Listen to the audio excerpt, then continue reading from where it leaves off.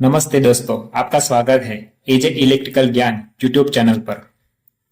आज हम इस वीडियो में बात करने वाले हैं thermal coal based power plant में यूज होने वाले दो फैन, प्राइमरी एयर फैन और फोर्स्ड ड्राफ्ट फैन में क्या अंतर होता है और उसके क्या फंक्शन है। Coal based thermal power plant में बहुत सारे फैन यूज होते हैं, जिसमें से प्राइमरी एयर फैन और फोर्स्ड ड्राफ्ट फैन के बीच क्या अंतर होता है वह आज हम इस वीडियो में डिस्कस करने वाले हैं।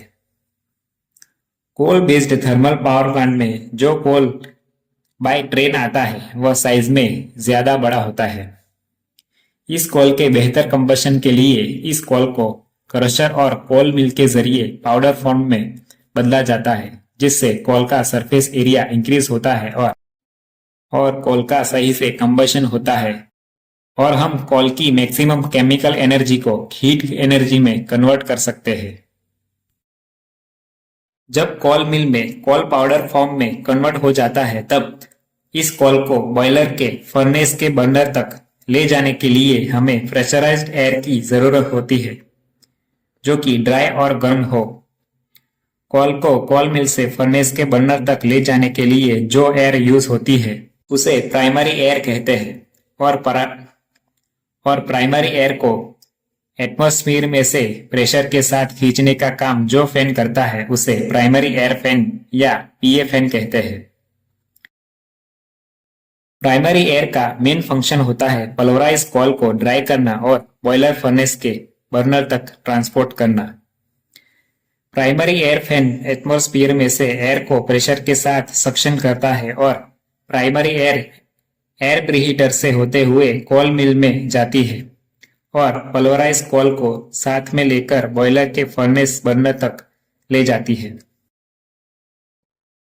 यहाँ पर एयर प्रीहीटर में से फ्लू गैस और प्राइमरी एयर सेपरेटली फ्लो होती है और प्राइमरी एयर हीट ट्रांसफर से फ्लू गैस की हीट से गर्म होती है। गर्म प्राइमरी एयर से अगर कोल में मॉइस्चर होगा तो वह निकल जाएगा और कोल ड्राई हो जाएगा। चलिए अब देखते हैं coal fired thermal power plant में यूज होने वाली सेकेंडरी एयर के बारे में। Coal fired thermal power plant में बॉयलर के फर्नेस में कोल का जो कंबशन होता है उसमें 3 रिक्वायरमेंट होती है: फ्यूल यानी पल्वराइज कोल, इग्निशन यानी बर्नर्स और ऑक्सीजन यानी एयर। कोल कंबशन में जो एयर यूज होती है उसे सेकेंडरी एयर कहते हैं। सेकेंडरी एयर फैन या फिर फोर्स्ड ड्राफ्ट फैन एटमॉस्फेयर में से प्रेशर के साथ एयर को खींचकर उसे बॉयलर के फर्नेस में सप्लाई किया जाता है। सेकेंडरी एयर अगर पहले से गर्म होगी तो कंबशन इजीली होगा, इसलिए एफडी फैन के बाद सेकेंडरी एयर को गर्म करने के लिए उसे एयर प्रीहीटर में से गुजारा जाता है और बाद में फर्नेस में सप्लाई किया जाता है। एयर प्रीहीटर में गर्म फ्लू गैस प्राइमरी एयर और सेकेंडरी एयर सेपरेटली फ्लो होती है और एयर हीट ट्रांसफर से फ्लू गैस की हीट लेकर गर्म हो जाती है। इस तरह फ्लू गैसेस की हीट को यूज में लेकर पावर प्लांट की एफिशिएंसी को इंक्रीज किया जाता है।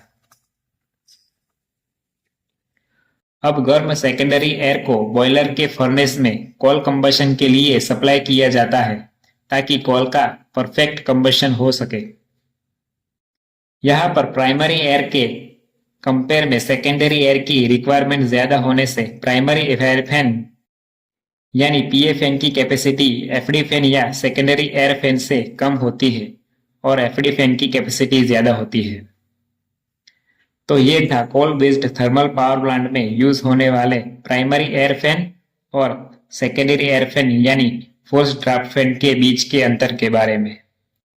ऐसे ही पावर प्लांट से जुड़े वीडियोस देखने के लिए सब्सक्राइब करें एजे इलेक्ट्रिकल ज्ञान YouTube channel. Thanks for watching.